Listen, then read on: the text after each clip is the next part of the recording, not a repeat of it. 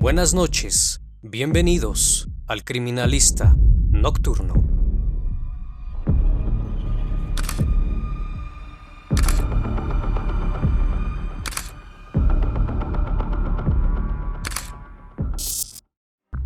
Hola a todos y sean bienvenidos a una emisión más del Criminalista Nocturno. Espero que se encuentren muy bien. Gracias por sintonizar este canal donde quiera que se encuentren. Así que vamos, apaguen la luz, que la investigación debe comenzar. El siguiente caso tuvo lugar en Las Palmas de Gran Canaria, en España, en el año de 1955. Un caso envuelto en misterio, donde tras años de investigación, creyeron dar con el autor del hecho, pero en realidad no fue así. Un caso de investigación donde los indicios eran pocos y las pistas eran escasas. No había rastro alguno de aquel suceso, únicamente su cabeza. Una mañana, mientras un agricultor realizaba su arduo trabajo, de la nada, el can del agricultor descubrió una cabeza humana semienterrada junto a un árbol. Un sentimiento de horror conmovió a todo el lugar, envuelto en misterio y temor tras el hallazgo. La noche del 4 de mayo de 1955, en un poblado en Las Palmas de Gran Canaria, habitantes oyeron una voz muy fuerte que solicitaba auxilio en la soledad de los campos. Sin embargo, no atendieron al llamado, no por falta de humanidad ante la voz que pedía auxilio, sino en las tinieblas de la noche, en el interior de una casa aislada, pues temían lo que pudiera acontecer. Los gritos dejaron pronto de escucharse y todo volvió a quedarse sumido en el mayor silencio de la noche. A las 5 de la madrugada del día 5, cuando un campesino, Antonio Martel, quien tenía a su cargo la vigilancia del reparto de aguas entre los distintos propietarios de la comunidad, salió a cumplir con su obligación, cuando llegó a un lugar que denominaba la Presa del Pintor, en el término municipal de Siete Puertas, observó unas manchas en el suelo que, al hacerse más claras, pudo ver que eran de sangre. Al principio no se alarmó mucho, ya que pensó que cualquier vecino podía haber matado alguna cabra. Fue cuando, subiendo un poco más por aquel sendero y cerca de un pequeño estanque, vio una media dentadura evidentemente humana, a un lado de una boina y unas gafas de sol, por lo que se alarmó, pues pensó que se trataba de una escena criminal. Pronto empezó a actuar e informó del hecho. Rastrearon todos los alrededores, ayudados por los vecinos y por los perros de estos. Uno de dichos vecinos, Roque Moreno, primo precisamente de Antonio Martel, tenía una perrita pequeña de color negro, llamada Chona, la que en la mañana del domingo 8 de mayo, 3 días después del primer hallazgo, empezó a excavar en la tierra junto a un árbol, sacando consigo algo que los dejaría aterrados, pues entre sus dientes llevaba una cabeza de un hombre. Inmediatamente llamaron a la policía y pronto los forenses determinaron que aquella cabeza pertenecía a un individuo de algo más de mediana edad, que usaba dentadura postiza. La mitad superior de ella correspondía a la encontrada en los alrededores del lugar del hallazgo, por lo que tras la consulta de muchos odontólogos en aquel lugar, ninguno reconoció haber sido el autor de aquel arreglo dental. Por tanto, ninguna pista existía para el grupo de investigación criminal de la isla, que estaban a cargo del inspector Núñez, un brillante investigador, y constituido por los inspectores García Salvatierra, Mesa y Navarrete, y el subinspector señor Tranque. El primer a actuar era identificar al propietario de la cabeza, que encontraron bajo el árbol, pues nadie había denunciado desaparición alguna en los últimos meses en aquel poblado isleño. Únicamente a la persona que encontró la dentadura se le olvidó mencionar que había encontrado la mitad de una mancuernilla para camisa que tenía grabada la inicial H, y precisamente un sujeto, cliente asiduo de los bares y tabernas de la capital canaria, hombre de dudosos antecedentes, separado de su esposa y de sus 3 hijos, y que se gastaba en bebida todo el dinero que le mandaban sus parientes, había desaparecido de los lugares que habitualmente frecuentaba. Este individuo se llamaba Antonio Huerta.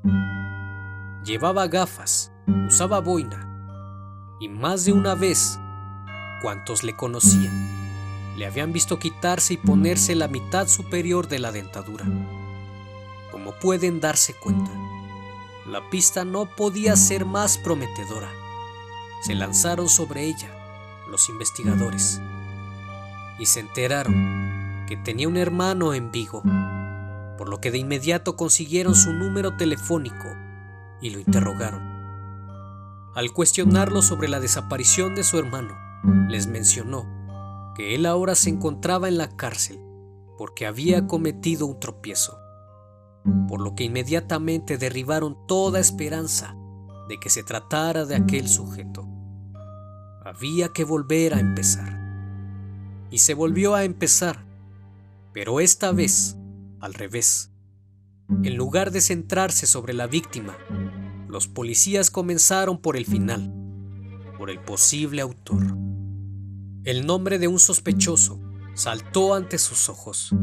Era un hombre violento y provocador de riñas, un maleante, varias veces condenado por robo y estafa, que se dedicaba preferentemente a timar a las personas que no podían obtener su pasaporte para salir de España. Acudían a él buscando el embarque clandestino, ya que fingía ser oficial de la Marina Mercante y se decía dispuesto a admitirlos en su barco, previamente pagando dinero. Pocos eran los que denunciaban al estafador, temerosos de que se investigara sobre sus deseos de abandonar España de manera clandestina. Aquel hombre se hacía llamar Juan Padrón Sánchez, conocido de sobra por la policía, además de ser conocido también por los clientes de las tabernas de todo el puerto. Y estos clientes le habían visto en los días que encontraron la cabeza gastando dinero sin medida, exhibiendo billetes en cantidad que sobrepasaba las 10,000 pesetas. Al encontrar su dirección acudieron hasta la capital de Canaria para interrogarlo. La dueña y los huéspedes señalaron su ausencia de la casa durante varias noches, así como el haberlo visto lavar personalmente una camisa de su propiedad, un traje azul a rayas que le pertenecía a la dueña del lugar. Con esto era bastante para que la policía detuviera al sujeto. Al día siguiente, tras la búsqueda, tuvieron la osadía y la suerte de encontrarlo, y cuando se le registró, pudieron percatarse de que los calcetines tenían unas manchas, indudablemente eran de sangre.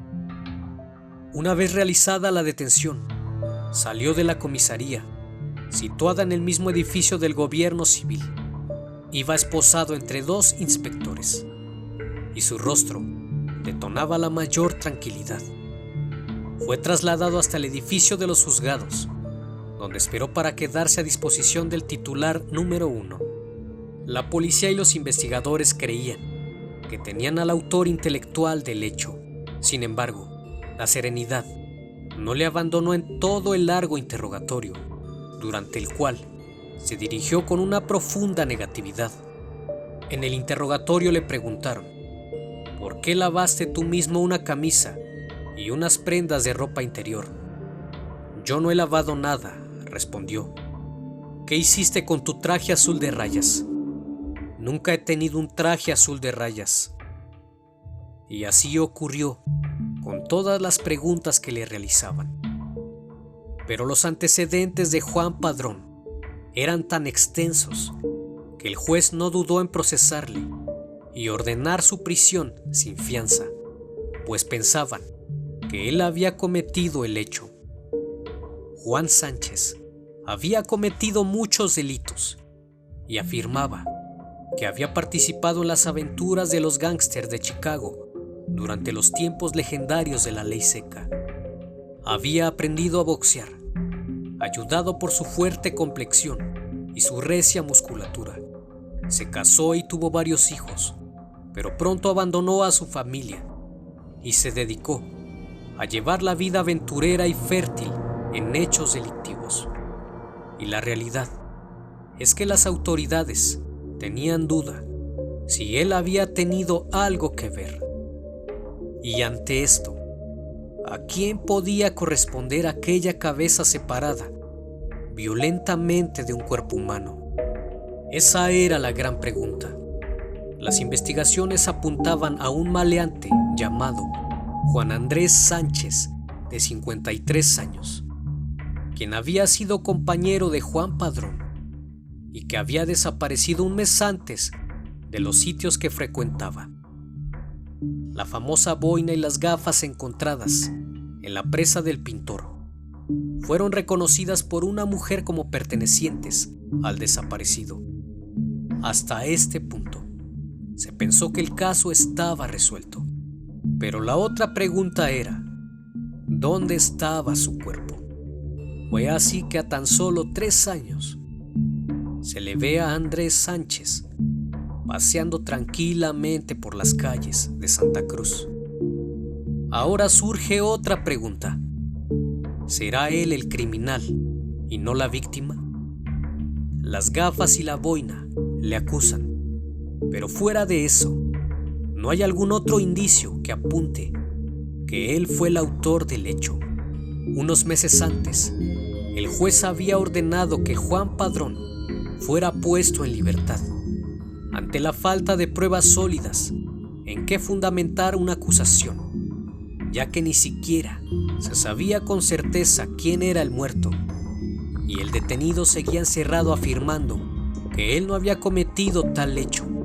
Tras una larga investigación, la policía detuvo entonces a otro sujeto, Juan Martín, alias el Capirote, pero tampoco pudo probársele nada. En la primavera de 1956, Juan Padrón, quien tenía que presentarse cada 15 días en la audiencia, debido a que había recibido libertad provisional, embarcó clandestinamente y se marchó para América, y jamás se le volvió a ver. Años de investigación, sin un final concluyente. Fue así que el caso de la cabeza cortada quedó envuelto definitivamente en uno de los mayores misterios, pues nunca se supo ni quién fue la víctima, ni quién el criminal. Espero que el video haya sido de tu agrado. Fue un placer tenerte en este espacio. No olvides suscribirte y dejar tu like. Esto fue El Criminalista Nocturno. Nos vemos pronto.